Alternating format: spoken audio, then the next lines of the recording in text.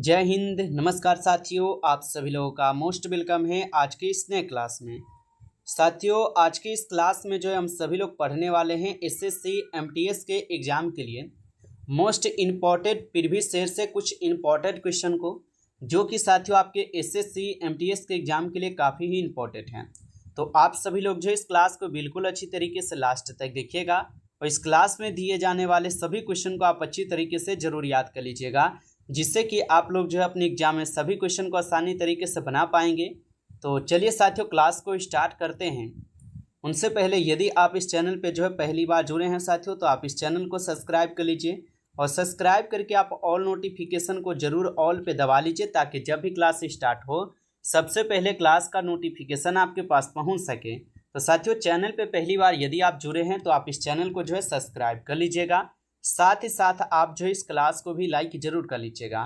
तो चलिए क्लास को स्टार्ट करते हैं और देखिएगा क्वेश्चन क्या है। क्वेश्चन है कि सिंधु घाटी सभ्यता का प्रमुख बंदरगाह कौन सा था। साथियों, सभी क्वेश्चन काफ़ी इंपॉर्टेंट और सिलेक्टेड क्वेश्चन है, जो 100% साथियों आपके पेपर में यहाँ से प्रश्न सीधा सीधा देखने को मिलेंगे। अच्छे से आप इनको याद कर लीजिए। बताइए कि सिंधु घाटी सभ्यता का प्रमुख बंदरगाह कौन सा था। तो इस क्वेश्चन का आप सही जवाब जो है साथियों यहाँ पे ऑप्शन बी कीजिएगा, लोथल हो जाएंगे। आपका ऑप्शन बी इस क्वेश्चन का सही जवाब है। आगे देखिएगा, क्वेश्चन आता है कि निम्नलिखित में से औरंगजेब ने जजिया कर कब पुनः शुरू किया था। चलिए साथियों, बताएंगे कि निम्नलिखित में से औरंगजेब ने जजिया कर को पुनः कब से शुरू किए थे। तो ये किए थे 1679 में। ऑप्शन डी सही जवाब है, 1679 में। आगे देखिएगा, क्वेश्चन है कि निम्नलिखित में से मगध साम्राज्य की पहली राजधानी कहाँ थी। तो निम्नलिखित में से मगध साम्राज्य की जो पहली राजधानी थी ये कहाँ पर थी। तो राजगीर में जो है मगध साम्राज्य की राजधानी थी पहली। ऑप्शन ए सही जवाब है, राजगीर में हो जाएंगे। आगे क्वेश्चन आता है आपका कि प्रथम बौद्ध संगीति कहाँ प्रारंभ हुई थी। बताएंगे साथियों कि प्रथम बौद्ध संगीति कहाँ पे प्रारंभ हुई थी। तो प्रथम बौद्ध संगीति जो है आपके राजगृह में हुई थी। तो ऑप्शन ए आपका सही जवाब है यहाँ पे साथियों, राजगृह में। याद रखेंगे। अगला प्रश्न है आपका कि सम्राट अशोक ने कलिंग युद्ध के बाद कौन सा धर्म स्वीकार किया था। बताइएगा साथियों कि सम्राट अशोक ने कलिंग युद्ध के बाद कौन से धर्म को स्वीकार किए थे। तो कलिंग युद्ध के बाद सम्राट अशोक जो ये बौद्ध धर्म को स्वीकार कर लिए थे। ऑप्शन सी हो जाएगा सही जवाब, याद रखेंगे। अगला प्रश्न है साथियों यहाँ पे कि किस ग्रंथ में सप्त सिंधु प्रदेश का उल्लेख मिलता है। तो किस ग्रंथ में सप्त सिंधु प्रदेश का उल्लेख मिलता है साथियों। तो याद रखिएगा, ऋग्वेद में हो जाएंगे। आपका ऑप्शन ए सही जवाब है, ऋग्वेद में होगा। अगला प्रश्न देखिए, क्वेश्चन है निम्नलिखित में से आर्यभट्ट किस वंश के समय गणितज्ञ थे। तो निम्नलिखित में से आर्यभट्ट किस वंश के समय गणितज्ञ थे। इस क्वेश्चन का आप सही जवाब जो है ऑप्शन यहाँ पे ए कीजिएगा, गुप्त राजवंश के समय में थे साथियों। ऑप्शन ए आपका सही जवाब है, यहाँ पे आप सभी लोग जो याद रखेंगे। अगला प्रश्न है साथियों यहाँ पे कि नादिर शाह ने भारत पर आक्रमण कब किया था। साथियों, ये सभी क्वेश्चन काफ़ी इंपॉर्टेंट और वीवीआई सेलेक्टेड क्वेश्चन है, जिससे कि आपके पेपर में 100% साथियों क्वेश्चन सीधा सीधा देखने को मिलेंगे। अच्छे से आप इनको जरूर याद कर लीजिए। बताइए कि नादिर शाह ने भारत पर कब आक्रमण किए थे। तो इस क्वेश्चन का आपका सही जवाब जो है ऑप्शन यहाँ पे सी हो जाएंगे, 1939 को। ऑप्शन सी यहाँ पे सही जवाब है, 1939, याद रखिएगा। अगला प्रश्न आता है कि निम्नलिखित में से अकबर ने कितने सूबों प्रांत बनवाए थे। तो अकबर ने कितने सूबों प्रांत जो है ना बनवाए हुए थे। तो साथियों याद रखिएगा, अकबर जो है ये कुल 15 सूबों प्रांत बनवाए थे। ऑप्शन आपका डी सही जवाब है, याद रखिएगा इनको। अगला प्रश्न है जहांगीर के समय मुगल यहाँ पे दरबार का प्रसिद्ध चित्रकार कौन था। चलिए साथियों, बताएंगे कि जहांगीर के समय मुगल दरबार का प्रसिद्ध चित्रकार कौन था। तो इस क्वेश्चन का आपका सही जवाब साथियों ऑप्शन ए है, उस्ताद मंसूर हो जाएंगे। ऑप्शन ए सही जवाब है, उस्ताद मंसूर हो जाएंगे। आगे क्वेश्चन है कि भारत का सबसे छोटा राज्य क्षेत्रफल के आधार पर कौन सा है। तो भारत का सबसे छोटा राज्य क्षेत्रफल के आधार पर पूछा है कौन सा है। तो साथियों याद रखेंगे, यह कौन सा राज्य है, गोवा राज्य है। ऑप्शन ए सही जवाब है, गोवा राज्य जो क्षेत्रफल के आधार पर सबसे छोटा राज्य है साथियों, याद रखिएगा। अगला प्रश्न है दुनिया की सबसे बड़ी नमक झील कौन सी है। तो दुनिया की सबसे बड़ी नमक झील पूछा है आपसे कौन सी है। तो कैप्सियन सागर झील। जो दुनिया की सबसे बड़ी नमक झील है? ऑप्शन बी इस क्वेश्चन का सही जवाब होगा। अगला प्रश्न देखिएगा साथियों, क्वेश्चन है भारत का सबसे बड़ा प्राकृतिक बंदरगाह कौन सा है? बताइए कि भारत का सबसे बड़ा प्राकृतिक बंदरगाह कौन सा है? इस क्वेश्चन का आपका सही जवाब ऑप्शन बी है, मुंबई हो जाएंगे। ऑप्शन बी आपका सही जवाब है, मुंबई। अगला प्रश्न है कि किस खाड़ी में विश्व का सबसे ऊंचा ज्वार आता है? तो किस खाड़ी में विश्व का सबसे ऊंचा ज्वार आता है? इस क्वेश्चन का आपका सही जवाब है ऑप्शन ए, फंडी की खाड़ी में। ऑप्शन ए सही जवाब है, फंडी की खाड़ी में होगा। आगे देखिएगा क्वेश्चन साथियों, निम्नलिखित में से क्योटो प्रोटोकॉल किससे संबंधित है? तो निम्नलिखित में से क्योटो प्रोटोकॉल किससे संबंधित है? इस क्वेश्चन का सही जवाब सी कीजिएगा। यहाँ पे ग्रीन हाउस गैस उत्सर्जन और जलवायु परिवर्तन, ये दोनों से हो जाएगा, आपका सी हो जाएगा। इस क्वेश्चन का सही जवाब ए और बी दोनों। आगे देखिएगा क्वेश्चन है, वर्तमान में दुनिया का सबसे बड़ा तेल उत्पादक देश कौन सा है? तो वर्तमान में दुनिया का सबसे बड़ा तेल उत्पादक देश देखा जाए तो कौन सा है? तो ये अमेरिका देश हो जाएंगे। ऑप्शन सी कीजिएगा साथियों, सही जवाब। चलिए आगे देखिएगा क्वेश्चन है, विश्व का सबसे बड़ा यहाँ पे बायोस्फीयर रिजर्व कौन सा है? बताइए कि विश्व का सबसे बड़ा बायोस्फीयर रिजर्व कौन सा है? इस क्वेश्चन का आप सही जवाब ऑप्शन ए कीजिएगा। ऑप्शन ए यहाँ पे सही जवाब है, ग्रेट गोबी बायोस्फीयर हो जाएगा। आगे यहाँ पे क्वेश्चन आपका आता है, क्वेश्चन है कि मध्य रात्रि के सूर्य का देश किसे कहा जाता है? साथियों अभी तक जो है आप इस क्लास को लाइक नहीं किए हैं तो इस क्लास को एक बार आप ज़्यादा से ज़्यादा लाइक कर लेंगे, और चैनल पे पहली बार जुड़े होंगे तो आप इस चैनल को भी सब्सक्राइब करके ऑल नोटिफिकेशन को आप जरूर ऑल पे दबा लीजिए, ताकि जब भी क्लास स्टार्ट हो सबसे पहले क्लास का नोटिफिकेशन आपके पास पहुंच सके। तो आप इस चैनल को भी सब्सक्राइब जरूर कर लीजिए साथियों।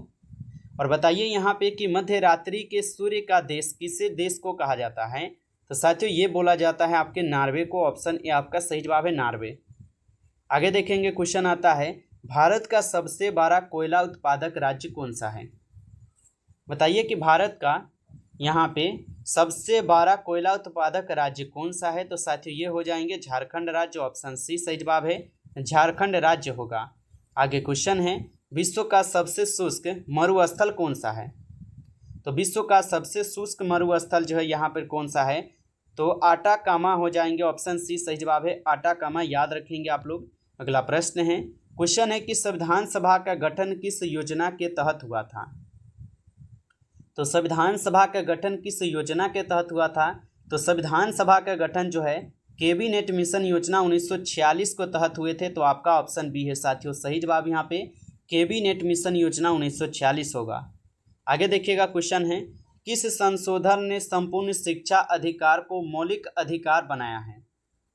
बताइए किस संशोधन ने संपूर्ण शिक्षा अधिकार को मौलिक अधिकार बनाया है?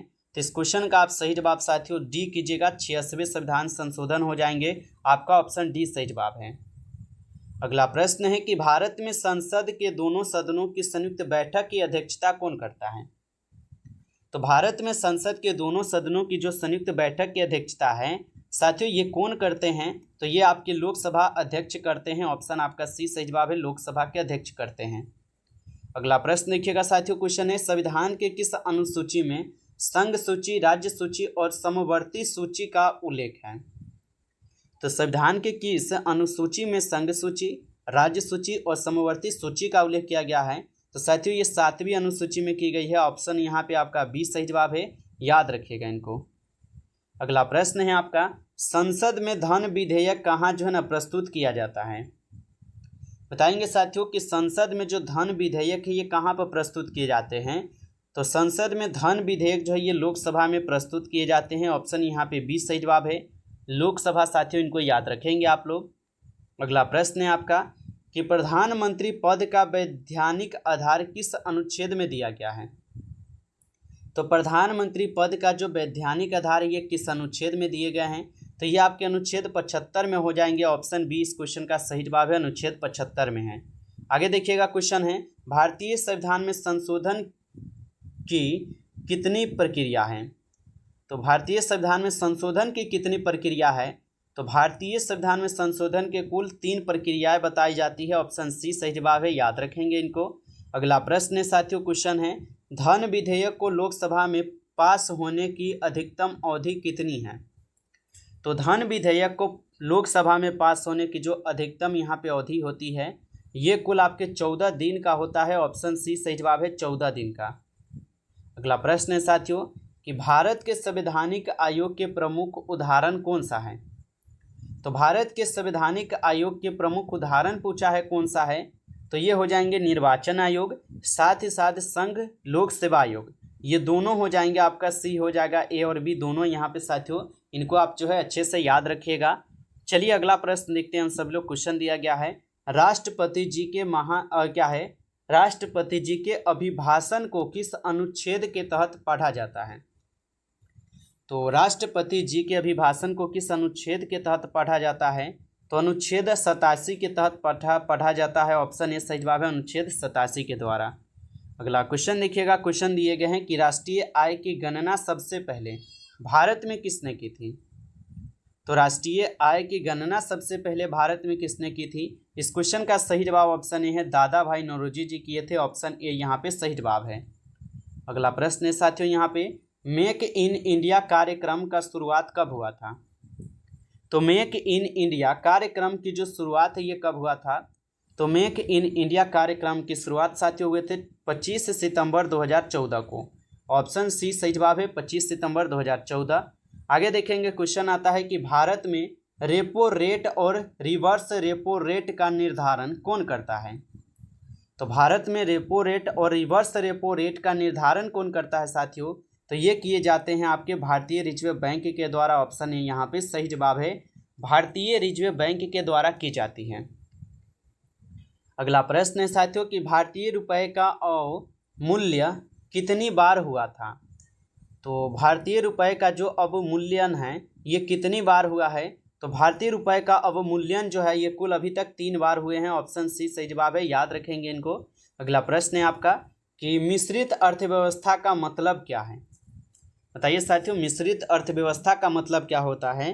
तो मिश्रित अर्थव्यवस्था का मतलब हो जाएगा सरकारी व निजी दोनों क्षेत्र का संचालन, जो कि ऑप्शन यहाँ पे आपका ए दिया गया है, सरकारी व निजी क्षेत्रों का संचालन। ऑप्शन ए इस क्वेश्चन का सही जवाब है। नमस्कार साथियों, इस क्लास में कुल 35 क्वेश्चन थे जो काफ़ी इंपॉर्टेंट और सेलेक्टेड क्वेश्चन थे।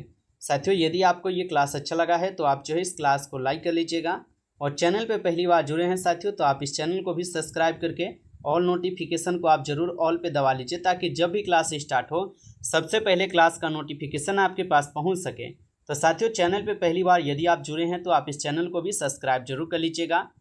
चलिए फिर मिलते हैं आपसे एक नई टॉपिक के साथ नेक्स्ट क्लास में। तब तक के लिए जय हिंद, जय भारत।